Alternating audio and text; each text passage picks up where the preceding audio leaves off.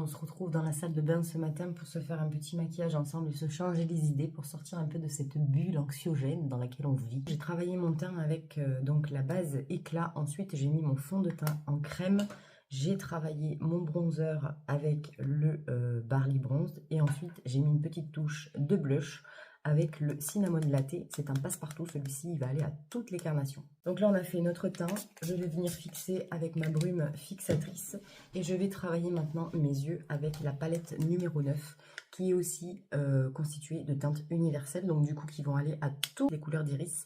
Donc voilà, tu vas pouvoir t'amuser, elles sont associables entre elles, soit horizontalement, soit verticalement, soit en diagonale. Tu peux toutes les associer, ça va être magnifique. Je le refais avec toi en direct, je mets un petit peu de cette teinte là, qui est légèrement irisée. Je la mets sur toute ma paupière. Je l'avais déjà fait, mais je le recommence avec toi. J'ai pas eu le temps de terminer parce que je suis allée amener les enfants à l'école. Donc tu en mets sur toute ta paupière. Et si tu as la paupière tombante comme moi, tu vois là, ça tombe, tu peux déborder un petit peu au-dessus de ta paupière.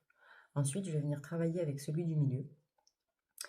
Et puis, je vais en mettre un petit peu comme ça en tapotant sur le coin externe de mon œil. Tu tapotes et tu viens bien insister dans ton creux de paupière, justement là où tu as la paupière tombante. Je continue sur ma lancée parce que j'aime bien cette petite teinte, donc je vais la mettre en ras de cils inférieur.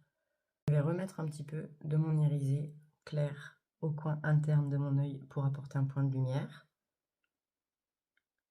Avec le doigt, c'est facile. Je prends une teinte gris, mais un petit peu qui tire sur le top. Je sais pas trop définir la teinte, à ton avis. Bon, bref, c'est quelque chose de très naturel. Et je vais juste venir intensifier mon ras de cils inférieur pour vraiment accentuer un petit peu le fard que j'ai mis.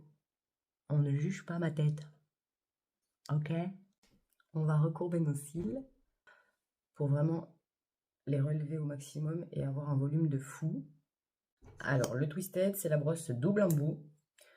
Moi, je préfère commencer par la grosse brosse et terminer avec la petite brosse. Mais il y en a qui préfèrent commencer avec la petite brosse et terminer avec la grosse brosse. Tu fais des tests et tu verras bien ce qui te convient mieux. Mais c'est vrai que celui-ci, il est pas mal aussi au niveau du volume, surtout si tu recherches le côté très naturel, un peu cils-à-cils, tu vois. Ce qui est top, c'est qu'il est sans transfert. Donc pour les personnes qui ont ce souci, en fait, du mascara qui vient se péguer un peu sur la paupière supérieure, si tu transpires, ou si tu fais du sport, si n'importe quoi, et ben du coup, t'as pas ce souci-là avec celui-là, parce que du coup, il ne bouge absolument pas.